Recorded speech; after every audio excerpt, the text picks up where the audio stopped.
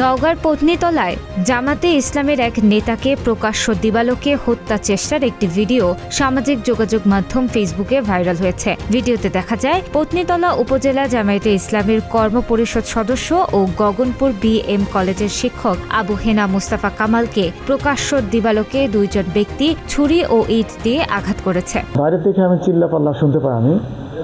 এরপরে আমি বের হয়ে দেখি বাড়ি থেকে যে আমার বড় ভাইয়ের সাথে বেয়াদবি করে। তো তাদেরকে জিজ্ঞেস করি কেন বেয়াদবি করা হচ্ছে।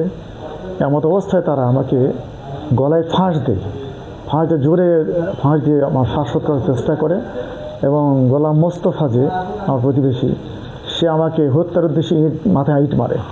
তো ডান হাত দিয়ে আমি আটকানোর চেষ্টা করলে ডান হাতটা ভেঙে যায় আমার। এরপর আবার একটা ইট মারে, সেই ইটটি এসে আমার পায়ে লাগে, পাটা আমার ফুলে যায়, ভেঙে যায়।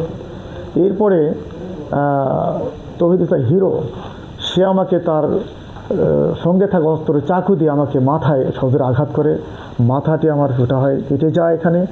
এরপরে আমি নিজেকে সেভ করার চেষ্টা করি এবং ঘাড়ে লেগে যায়, ঘাড়ে পিঠে বিভিন্ন জায়গাতে আমার ক্ষতবিক্ষত হয়ে যায়। অভিযোগ ও স্থানীয় সূত্রে জানা যায় পত্নীতলার গগনপুর এলাকায় পূর্ব শত্রুতার জেরে জামায়াত নেতা আবু হেনা মোস্তফা কামালের উপর হামলা চালায় স্থানীয় গোলাম মোস্তফা ও তৌহিদুল ইসলাম হিরো সহ 5 জন। পরবর্তীতে স্থানীয়রা তাকে উদ্ধার করে পত্নীতলা উপজেলা স্বাস্থ্য কমপ্লেক্সে ভর্তি করান। এ বিষয়ে পত্নীতলা উপজেলা স্বাস্থ্য কমপ্লেক্সের মেডিকেল অফিসার মোহাম্মদ আল আমিন জানান, তার শরীরে একাধিক জায়গায় ক্ষত হয়েছে, তবে তিনি বর্তমানে শঙ্কামুক্ত।